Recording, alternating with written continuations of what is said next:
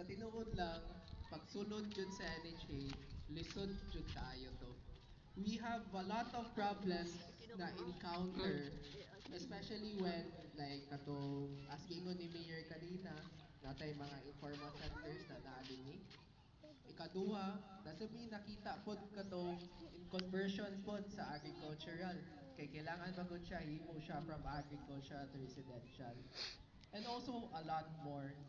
Kay kung buto naon, mo naganahan jud ko na mapasalamat jud kayo with Mayor Remulyo because kung wala siya, di yun ni may tabo ang kaning project. Bigyan natin na magsibang pangpa.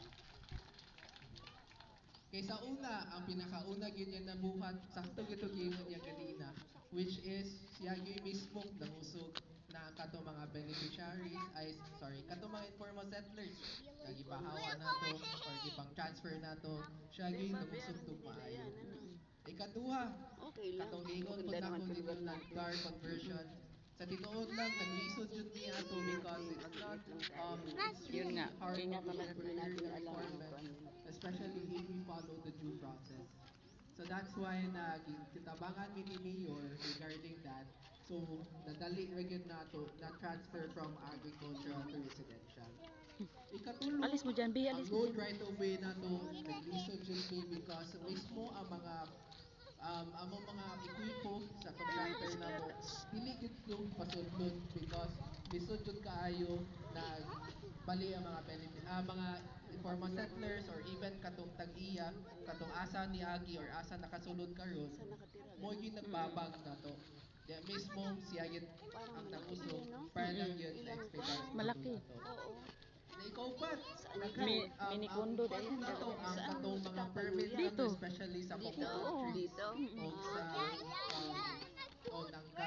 Kaya kailangan mo na siya o permit sa GAR para lang yun na maputol mo na siya.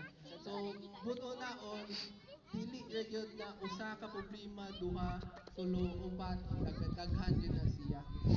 Padaplin mo, Bi, kanay mo to, Bi. From Ito yan ang 2016, titirahan ng na sila. nagsugod ni o kaning Hindi rin natin proyekta alam yung mga until hihimukin kayo. 2022 sa pag-turnover na mo, digit siya lalim. Oh, may But sasakyan na. because May na motor. si Mayor Lining or naa mga city officials or even the barangay officials na nitabang na mo din karon na hitabo gyud niya ang proyekta. So bigyan natin na masipag pakpak ato kanila. Karon pod, muhatag na ko kadiyot og background sa unsa dinhi ang kaning project. This is called Banilad Plains View. So, Vanilla. Banilad this Plains is View. really intended